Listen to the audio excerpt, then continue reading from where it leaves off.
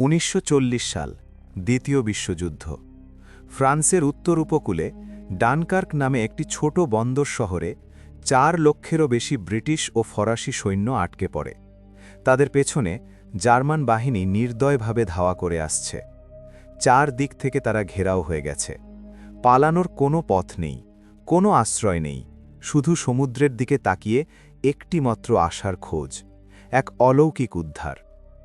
এই বিশৃঙ্খলার মাঝেই 6 জন ব্রিটিশ সৈন্য পরিত্যক্ত বাড়িগুলোর ভেতর দিয়ে হাঁটছে। তারা পানি, খাবার, যে কোনো কিছু খুঁজছে যা তাদের বাঁচিয়ে রাখতে পারে। হঠাৎ আকাশ থেকে লিফলেট ঝরে পড়ে, এক সতর্ক বার্তা: তোমরা ঘেরাও হয়ে গেছ, পালানোর কোনো পথ নেই। মুহূর্তের মধ্যেই তাদের 5 জন গুলিবিদ্ধ হয়ে পড়ে যায়। কেবল একজন বেঁচে থাকে, টমি। সে আর পেছনে তাকায় না, দৌড়ে পালাতে থাকে। তার সামনে একটাই লক্ষ্য, বেঁচে থাকা। দূরে মিত্রবাহিনীর প্রতিরক্ষা পোস্ট অপেক্ষা করছিল। মিত্র সৈন্যদের সারি একের পর এক আক্রমণ ঠেকানোর চেষ্টা করছে। কিন্তু এই যুদ্ধক্ষেত্র আর রক্ষা করা সম্ভব নয়।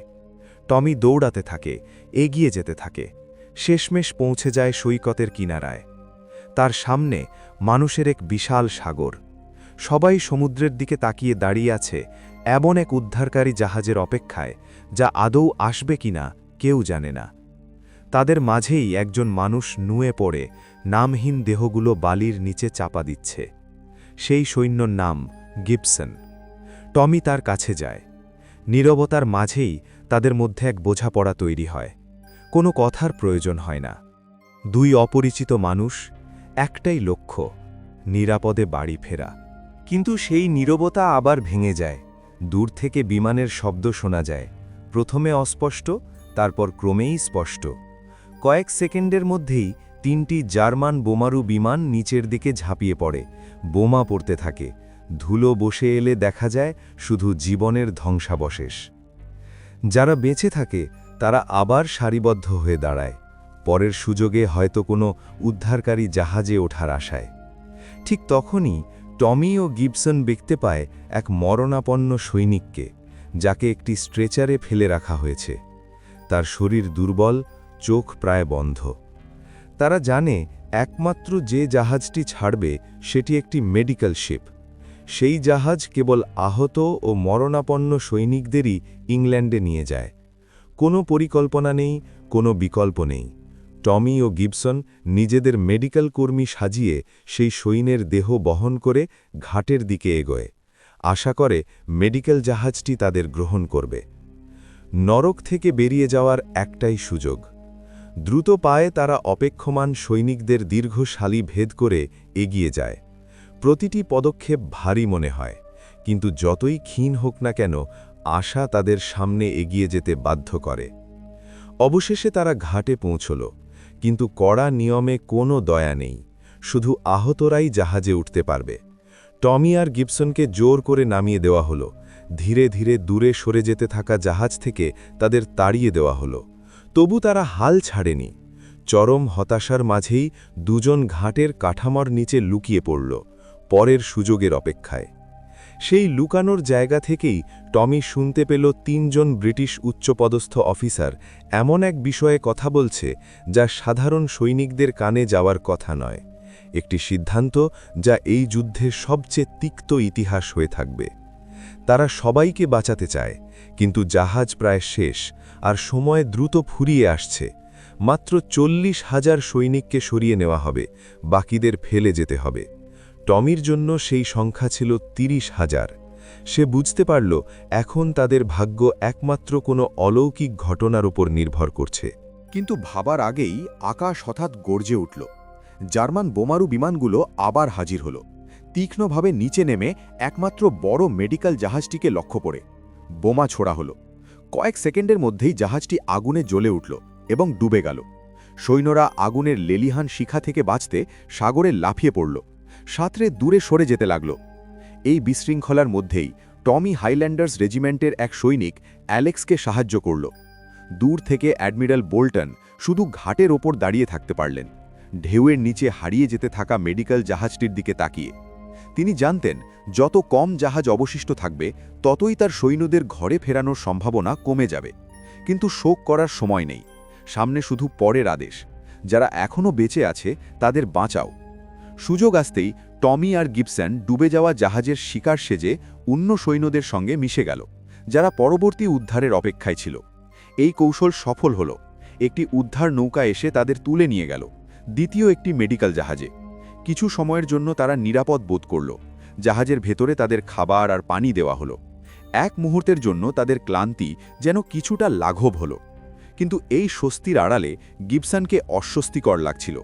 তার চোখ সাগরের দিকে স্থির, যেন সে আগেই বুঝতে পারছে কিছু ভয়ঙ্কর আসছে।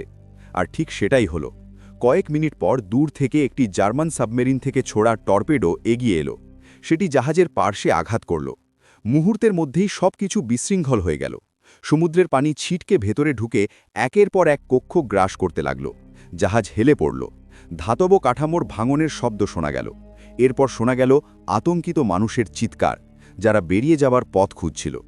এই ভয়াবহ অবস্থার মাঝেই গিবসন মরিয়া হয়ে একটি জরুরি দরজা খুলতে লড়াই করতে লাগল। তিনি সবার জন্য পথ খুলে দেওয়ার চেষ্টা করছিলেন।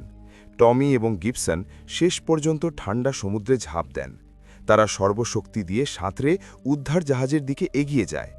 কিন্তু সেখানে পৌঁছানোর পর দেখে জাহাজটি ইতিমধ্যেই পূর্ণ। কোনো জায়গা নেই, কোনো অবকাশ নেই, এমনকি আর একটি প্রাণের জন্যেও নয়। কার্ক ঘাটে কমান্ডার বোল্টন নিশ্চুপ দাঁড়িয়েছিলেন, তিক্ত বাস্তবতার মুখোমুখি হওয়ার জন্য প্রস্তুত। কোনো যুদ্ধজাহাজ আর আসবে না। ব্রিটিশ সরকার রাজধানী রক্ষার জন্য তাদের সমস্ত নৌবহর প্রত্যাহার করে নিয়েছে।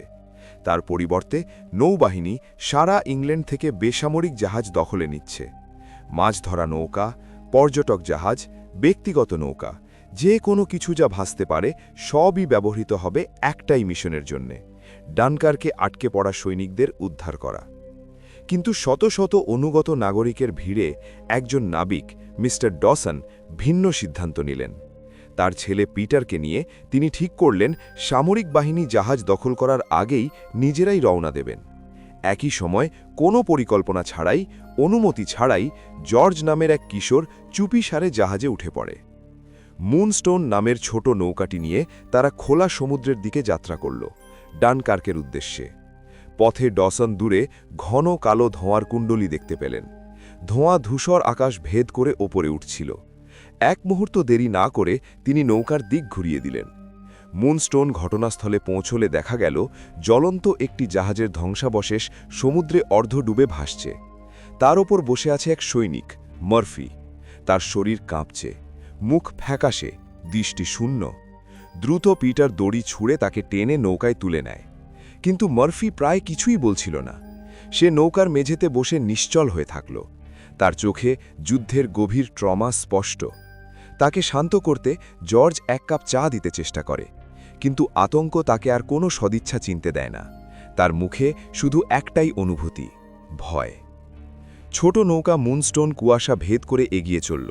কিন্তু যখন মার্ফি বুঝতে পারল নৌকাটি ডানকার্কের দিকেই যাচ্ছে, তার ভয় আতঙ্কে রূপ নিল। সে সামনে যেতে অস্বীকার করল, অনুনয় করে বলল যেন তারা দিক ঘুরিয়ে ইংল্যান্ডে ফিরে যায়। ডসন মার্ফির পরিস্থিতি বুঝতে পারছিলেন। সে সদ্য ডানকার্কের নরক থেকে বেঁচে ফিরেছে, আর এখন আবার সেই দিকেই নিয়ে যাওয়া হচ্ছে। তবু ডসন নিজের সিদ্ধান্তে অটল রইলেন। তিনি জানতেন বাইরে অসংখ্য প্রাণ সাহায্যের অপেক্ষায় আছে।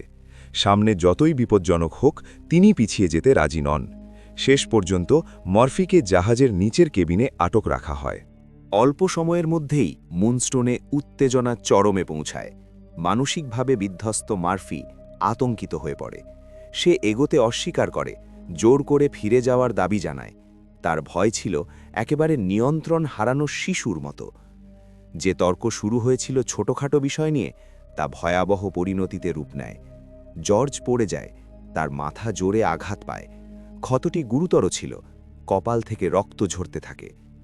জর্জ জ্ঞান ফিরে পেলে তার চোখ খোলা ছিল, কিন্তু দৃষ্টি ফাঁকা। চারপাশের পৃথিবী ধীরে ধীরে অন্ধকারে ডুবে যেতে থাকে। সে আর দেখতে পাচ্ছিল না। তবুও নৌকাটি এগিয়ে চলল, কারণ সামনে ছিল শত শত হাজার প্রাণ উদ্ধারের অপেক্ষায়। তাদের মাথার উপর আকাশে 3টি স্পিটফায়ার যুদ্ধবিমান ইংলিশ চ্যানেল অতিক্রম করছিল।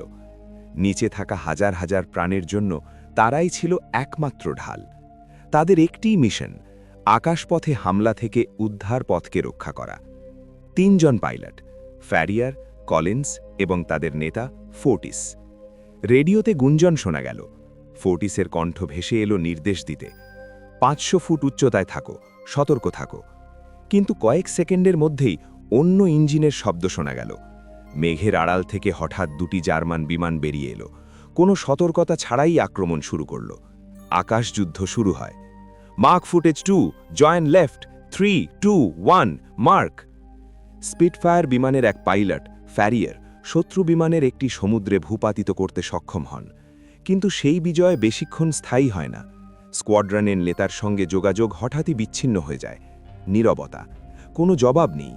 ফ্যারিয়ার তার সহযোদ্ধাকে নিয়ে নেতার শেষ অবস্থানটি পরীক্ষা করেন, কিন্তু সেখানে দেখা যায় শুধু পানির ওপর ভাসমান ধোঁয়া আর ধ্বংসাবশেষ। জীবনের কোনো চিহ্ন নেই।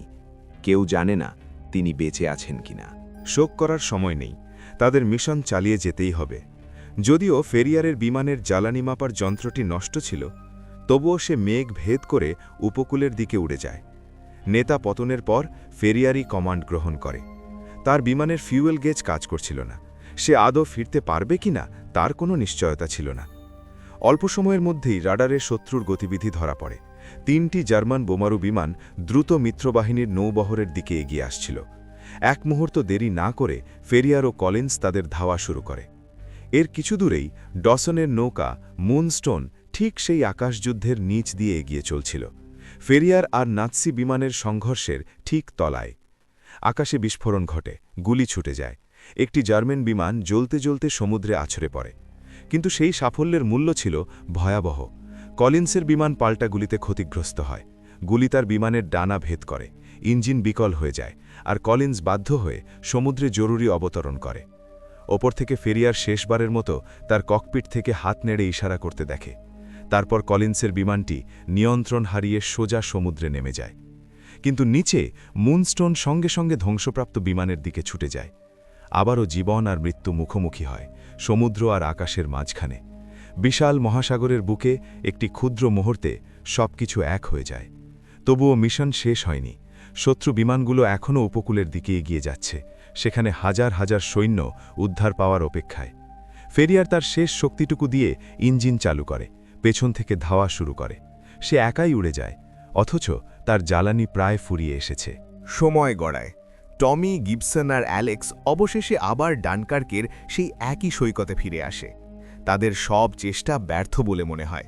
তারা দৌড়েছে, লুকিয়েছে, কিন্তু শেষ পর্যন্ত আবারও একই জায়গায় ফিরে এসেছে, যেখানে মৃত্যু সব সময় অপেক্ষা করে। সৈকতের বালু এখন হয়ে উঠেছে অচিহ্নিত কবরস্থান, অসংখ্য প্রাণের জন্য যারা আর ঘরে ফিরতে পারেনি। শত শত ক্লান্ত সৈন্য চুপচাপ বসে সমুদ্রের দিকে তাকিয়ে থাকে। তাদের মধ্যে একজন আর সহ্য করতে না পেরে নিজের জীবন নিজেই শেষ করে দেয়, অবিরাম আতঙ্কের ভার আর নিতে না পেরে। তবু এই হতাশার মাঝেও বাড়ি ফেরার আকাঙ্ক্ষা পুরোপুরি মরে যায় না। 3 জন আরেকটি দলের সঙ্গে যোগ দেয়। দূরে দেখা যায় একটি জাহাজ যা জোয়ার ভাটার মাঝখানে আটকে গেছে। জাহাজটি শেষ আসার মতো মনে হয়। তারা সেটিতে উঠে ভেতরে লুকিয়ে পড়ে। কিন্তু জাহাজটি এত ভারী ছিল যে নড়ানো সম্ভব নয়। একমাত্র উপায় ছিল জোয়ারের অপেক্ষা করা, যাতে পানি বাড়লে জাহাজটি আবার ভাসতে পারে। অপেক্ষার সময় তারা জাহাজের ভেতর লুকিয়ে থাকে, এই আশায় যে কেউ তাদের খুঁজে পাবে না। কিন্তু সেই শান্তি বেশিক্ষণ স্থায়ী হল না। কিছুক্ষণ পরই ডেকের উপর পায়ের শব্দ শোনা গেল। প্রতিক্রিয়ায় সৈন্যরা সঙ্গে সঙ্গে অস্ত্র তাক করল, ভেবে নিল সে শত্রু। কিন্তু দেখা গেল সে একজন ডাচ জেলে, আগের রাতে আসা সেই নৌকার মালিক, যার উদ্দেশ্য ছিল সৈন্যদের সাহায্য করা। তারা কিছু বুঝে ওঠার আগে হঠাৎ গুলির বিকট শব্দে জাহাজের দেওয়াল বিদ্ধ হয়ে যায়। বাইরে জার্মান সৈন্যরা গুলি চালানোর অনুশীলন করছিল, আর যে জাহাজে তারা লুকিয়েছিল সেটিই হয়ে ওঠে লক্ষ্যবস্তু। সৈন্যরা নিশ্চুপ হয়ে থাকে, শুধু এই আশায় যে গুলিবর্ষণ দ্রুত থেমে যাবে। কিন্তু অজান্তেই পানি ঢুকতে থাকে, ধীরে ধীরে জলস্তর বাড়তে থাকে, আর আতঙ্ক ছড়িয়ে পড়ে। তাদের একজন ছিদ্র বন্ধ করার চেষ্টা করে, কিন্তু সেই মুহূর্তে হতাশার মধ্যে ভয় রূপ নেয় স্বার্থপরতায়। অ্যালেক্স প্রস্তাব দেয় একজনকে ত্যাগ করে জাহাজের ওজন কমাতে হবে, আর সেই হিসেবে গিবসনকে বলি দেওয়া হোক। সঙ্গে সঙ্গেই তীব্র অভিযোগ ওঠে। অ্যালেক্স গিবসনকে জার্মান গুপ্তচর বলে দোষারোপ করে, শুধু এই কারণে যে গিবসন চুপচাপ থাকে আর ইংরেজি বলতে পারে না। টমি তীব্র প্রতিবাদ জানায়। সে মনে করিয়ে দেয় গিবসন না থাকলে তারা সবাই প্রথম জাহাজ ডোবার সময়ই মারা যেত, কিন্তু তখন আর যুক্তির কোনো মূল্য নেই। এমন পরিস্থিতিতে ভয় আর সন্দেহই সবকিছু দখল করে নেয়। অবশেষে গিবসন প্রথমবারের মতো মুখ খোলে। সে গুপ্তচর নয়, সে একজন ফরাসি সৈন্য যে নিহত এক ব্রিটিশ সৈন্যের পোশাক নিয়েছিল শুধু এই আশায় যে সেও উদ্ধার পাবে। সে কেবল বাঁচতে চেয়েছিল, সে শুধু বাড়ি ফিরতে চেয়েছিল। কিন্তু সেই স্বীকারোক্তিও যথেষ্ট ছিল না। যুদ্ধের মাঝে সত্য কথাও বিশ্বাস করা কঠিন হয়ে যায়। দূর থেকে কমান্ডার বোল্টন এই বিশৃঙ্খলা প্রত্যক্ষ করছিলেন। তিনি ঘাটে দাঁড়িয়ে ছোট বেসামরিক নৌকোটির দিকে তাকিয়েছিলেন।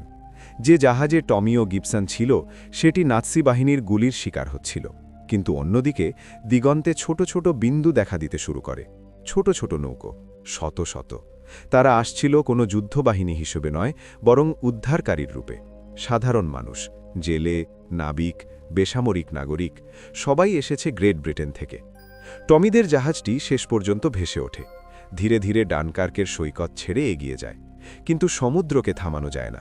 সৈন্যরা খালি হাতে, কাপড় দিয়ে, যা কিছু পায় তা দিয়েই ফাটল বন্ধ করার চেষ্টা করে, কিন্তু প্রতিটি চেষ্টা ব্যর্থ মনে হয়। কয়েক মিনিটের মধ্যেই জাহাজটি ডুবে যেতে শুরু করে। আতঙ্কের মধ্যে একে একে সৈন্যরা সমুদ্রে ঝাঁপ দেয় প্রাণ বাঁচানোর আশায়। সেই বিশৃঙ্খলার মাঝেই গিবসন জাহাজের শিকলে আটকে যায়।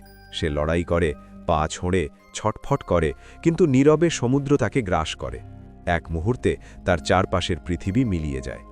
এদিকে টমি সাঁতরে এগিয়ে যায় একটি ব্রিটিশ যুদ্ধজাহাজের দিকে, যা শেষ আসার মতো মনে হচ্ছিল, কিন্তু সেখানেও নিরাপত্তা ছিল কেবল একটি মায়া। কয়েক সেকেন্ড পরেই জার্মান বোমারু বিমান এসে আঘাত হানে। এর খুব কাছেই ডসানের জাহাজ ঘটনাস্থলে পৌঁছায়। এক বিশাল বিস্ফোরণ সমুদ্রকে কাঁপিয়ে তোলে, আর ছড়িয়ে পড়ে জ্বালানি তেল, যা পানির উপর দ্রুত ছড়িয়ে পড়ে। সাঁতার কাটা সৈন্যরা তখন আগুন আর সমুদ্রের মাঝখানে আটকে পড়ে, জীবন আর মৃত্যুর মাঝখানে। এক মুহূর্ত দেরি না করে ডসন ও তার ছেলে পিটার জীবিত যাকে পাওয়া যায় তাকেই উদ্ধার করতে শুরু করে। এর মধ্যে টমি আর অ্যালেক্সও ছিল, যারা প্রায় ডুবে যাচ্ছিল। কিন্তু যাদের উদ্ধার করা হলো তাদের মধ্যে একজন আর ফিরল না, জর্জ। তার মাথার ক্ষত ছিল অত্যন্ত গুরুতর। পিটার শুধু নীরবে তার দিকে তাকিয়ে থাকে, এমন এক বোঝা বহন করে যা তার অল্প বয়সে বহন করার কথা ছিল না। কিন্তু আকাশে তখনও একজন আত্মা হার মানেনি, ফেরিয়ার, শেষ স্পিডফায়ার পাইলট। তার জ্বালানি ট্যাঙ্ক প্রায় ফাঁকা, তবু সে ডানকার্কের ওপর আকাশে ভেসে থাকে। সে খাড়া হয়ে নিচে নেমে আসে, গুলি চালিয়ে শত্রু বিমানকে ভূপাতিত করে, যে বিমানটি হাজার হাজার সৈন্যের অপেক্ষমান ঘাটে আঘাত হানতে যাচ্ছিল।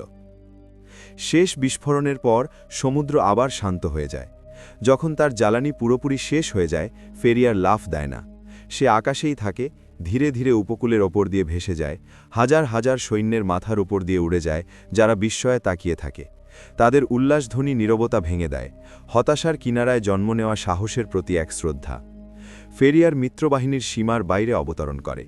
শেষবারের মতো নিজের বিমানের দিকে তাকিয়ে সে আগুন লাগিয়ে দেয়, শত্রুর হাতে তুলে দিতে অস্বীকার করে। তারপর জার্মান সৈন্যদের হাতে বন্দী হওয়ার সময় সে সোজা হয়ে দাঁড়িয়ে থাকে। ডানকার্ক ঘাটে কমান্ডার বোল্টন শেষ জাহাজটি সৈকত ছেড়ে যাওয়া পর্যন্ত সোজা হয়ে দাঁড়িয়ে থাকেন, যে জাহাজটি ব্রিটিশ সৈন্যদের বহন করে নিয়ে যাচ্ছিল। প্রায় ৩ লক্ষ সৈন্য সফলভাবে উদ্ধার হয়েছে, যা প্রত্যাশার 10 গুণ। তবুও বোল্টনের কাছে যুদ্ধ শেষ হয়নি। তিনি নিজের অবস্থান ছাড়তে অস্বীকার করেন, নিশ্চিত করতে চান যেন প্রতিটি ফরাসি সৈন্য বাড়ি ফিরতে পারে। অবশেষে যখন সৈন্যরা ইংল্যান্ডে পৌঁছায়, তারা ট্রেনে চেপে নিজ নিজ বাড়ির পথে রওনা দেয়। তাদের মুখে ক্লান্তি, চোখে ট্রমা আর অপরাধ বোধের শূন্যতা। মনে মনে তারা ভাবছিল, তাদের কি বীর হিসেবে স্বাগত জানানো হবে, নাকি পরাজিত যুদ্ধের পরাজিত সৈন্য হিসেবে দেখা হবে। কিন্তু ট্রেন যখন স্টেশনে থামে, তখন তাদের অভ্যর্থনা জানানো হয় করতালিতে। মানুষ অপেক্ষা করছিল, হাত মেলাতে, আলিঙ্গন করতে, বিজয়ের জন্য নয়, বরং তারা টিকে ছিল বলে, তারা ফিরে এসেছে বলে। ডানকার্ক কোনো বিজয়ী যুদ্ধের গল্প নয়, এটি বেঁচে থাকার গল্প, ভয়ের মাঝখানে সাহসের গল্প, মানুষের গল্প যারা ভাগ্যের কাছে আত্মসমর্পণ করতে অস্বীকার করে। কারণ যুদ্ধের মাঝে কখনো কখনো একমাত্র অবশিষ্ট বিজয় হল জীবিত থাকা।